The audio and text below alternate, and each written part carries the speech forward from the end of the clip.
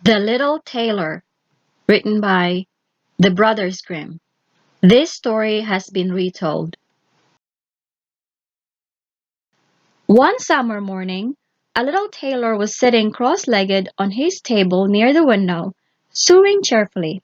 As he was working, a peasant woman came down the street crying, "Jam for sale! Good jam for sale!" The tailor thought this sounded very good, especially as it was almost lunchtime. He put his friendly face out of the window and said, "Over here, good woman, I would like to buy some jam." The woman walked up the steps of the tailor's shop with her heavy basket and laid out all the jars she had in front of him. It took a while for the tailor to examine them all, but he finally said, "This jam seems good. Measure 2 large spoonfuls for me, good woman. No, make it 4." The woman had hoped for a better sale than this after letting him look at every single jar, but nonetheless gave him what he wanted. When she was gone, the tailor took a loaf of bread out of the cupboard and cut a thick slice on which to spread the jam. "That looks delicious," he thought, "but before sinking my teeth into it, I'd better finish sewing this jacket." He put the bread down next to him on the bench and continued to sew. But the smell of the jam attracted some flies which were on the wall, and soon several of them had settled on the sticky sandwich. "Who invited you?" exclaimed the tailor, trying to swat them. The flies took no notice of his flailing arms and buzzed around the jam in even greater numbers than before. By this time, the tailor had had enough. He grabbed a piece of cloth from the drawer and cried, "Just wait, I will give you what for." He struck out, and this time 7 dead flies dropped to the counter. "Good gracious!" he exclaimed. "I am a strong man. The whole city, no, the whole world must know about this." Then he made himself a belt and embroidered on it in big letters, "7 at one blow." He put the belt around his waist and decided to go out into the wide world there and then. Before he left, he searched the entire house to find something he could take with him, but all he could find was some old cheese, which he put in his pocket. By the front door, he noticed a bird that was entangled in a thicket. He rescued it and put it in his pocket with the cheese. Then he bravely took the road, feeling as though he could walk forever.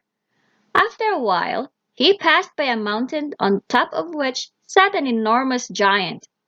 The little tailor went straight up to him and said, "Hello, my friend. There you are, looking at the world below, and here I am on my way into the world to look for adventure. Would you like to join me?" The giant gave him a scornful look and replied, "Funny fellow, you little shrimp." "Not I," cried the little tailor. He unbuttoned his coat and showed the giant his belt. "Read this, then you will know who you're talking to." The giant read the words, "7 at one blow." Obviously, there was more to this little man than there seemed if he had killed 7 men in this way. Still, he wanted to test him, so he picked up a stone and squeezed it so hard that water ran out of it. "Do you have the strength to do what I have just done?" asked the giant. "Is that all?" sniffed the tailor. "This is a child's game in my country." He fumbled in his pocket and took out the old piece of cheese he'd brought from his house. Then he squeezed it in his hand hard until the whey spurted out. The giant could not understand how such a small man could be so strong. He took another stone and threw it in the air so high that it nearly went out of sight and said, "Go on, little man, now you do that." "A good throw," said the tailor. But the stone fell back to the ground again. "I will throw one so high that it will never fall to earth." He then took the bird, which he had rescued from the thicket, out of his pocket and threw it swiftly into the air. The bird was so delighted to be free once more that it flew swiftly up into the sky and out of sight. "You can certainly throw," said the giant. "But can you carry as heavy as you can throw high?" He led the little tailor to a huge oak tree which had been chopped down. If you are really that strong, help me lift up this tree, he said. No problem, said the tailor. Take the trunk on your shoulders, and I will take care of the branches and the top. They are much heavier. The giant took the trunk on his shoulders, and the tailor sat down on a branch behind. The giant then carried the whole tree by himself, and, unknown to him, the tailor as well. He perched comfortably on a branch, merrily whistling a song, as if carrying a tree was a piece of cake. After a few yards, the giant, who was almost crushed by the heavy burden, could not take another step and cried, Look out! I am going to drop the tree. The little man sprang to the ground and seized the tree with both arms as if he had been doing his share all along. You are not all that wonderful for a man of your size, he remarked to the giant. The odd pair continued walking, and soon they passed by a cherry tree heavy with fruit. The giant reached to pick some of the ripest cherries from the top branches where they were growing. Then he bent the branches down so that the tailor could also eat some of the cherries. The tailor was, of course, too weak to hold the branches down by himself. When the giant let go, the tree sprang upright, carrying the little man into the air with it. When he fell back to the ground again, the giant said, What is the matter with you? Don't you have the strength to bend such a little tree? This has nothing to do with my strength, answered the little tailor. Why, I jumped over the tree to save myself from the bullets coming from some hunter's gun who were shooting through the bushes. Couldn't you do it? The giant tried, but he could not jump over the tree and got stuck in the branches. So the tailor had the advantage over him yet again.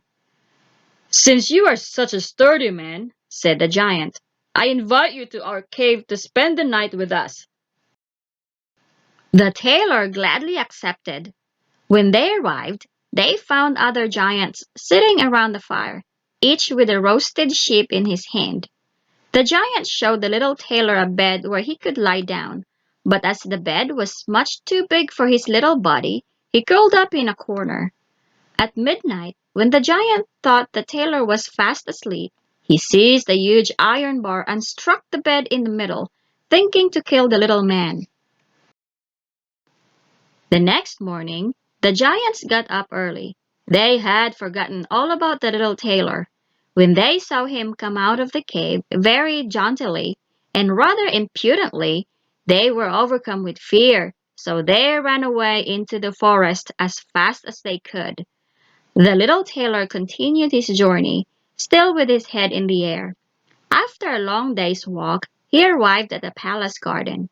As he felt a little tired, he stretched out on the grass and fell asleep. Some people who worked in the palace found him. They inspected him from all sides and read on his belt, 7 at one blow. Oh, why is this great warrior here in time of peace? They asked themselves. He must be an important lord. They went to the king to tell him what they had seen. They told him that if war was to break out, this man would be very useful and that they should on no account let him go.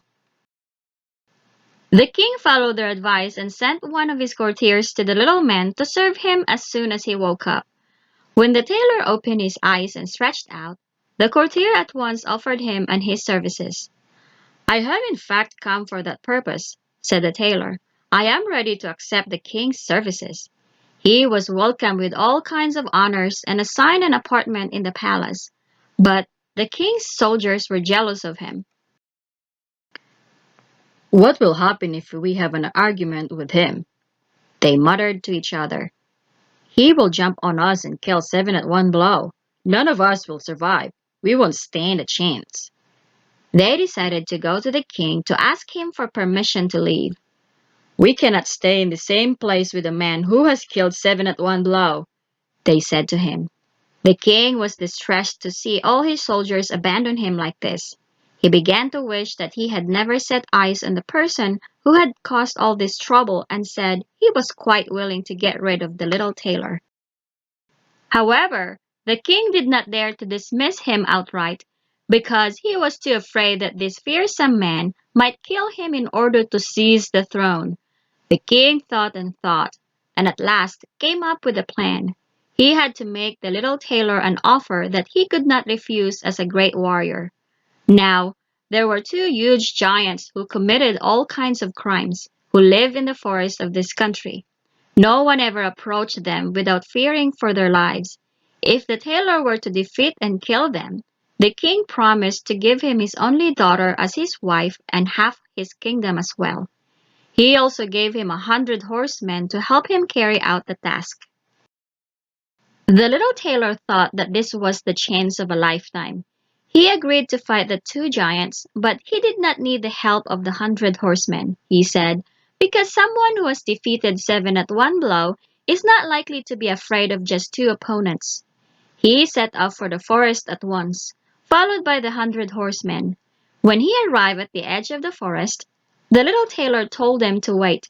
He was determined to put an end to the two giants single-handed. He went into the forest and carefully looked around him. In less than a second, he discovered the two giants. They were sleeping under a tree, snoring so loudly that all the branches shook. The little tailor filled his pockets with stones and climbed up into the tree at once. He crept along a branch which was hanging just above the two sleeping giants and dropped the stones one by one on one giant's chest. It took a long time before the giant felt anything, but at last he woke up, shook his friend, and said, What are you hitting me for? You are dreaming, said the other. I haven't touched you. They went back to sleep. The tailor then began to throw stones down onto the other giant. What is that? He cried. What are you throwing at me? I haven't thrown anything at you. You must have been dreaming, answered the other. They began to argue, but they were too tired to carry on for long and, after a while, went back to sleep. However, the little tailor continued to play his game, this time dropping even bigger stones.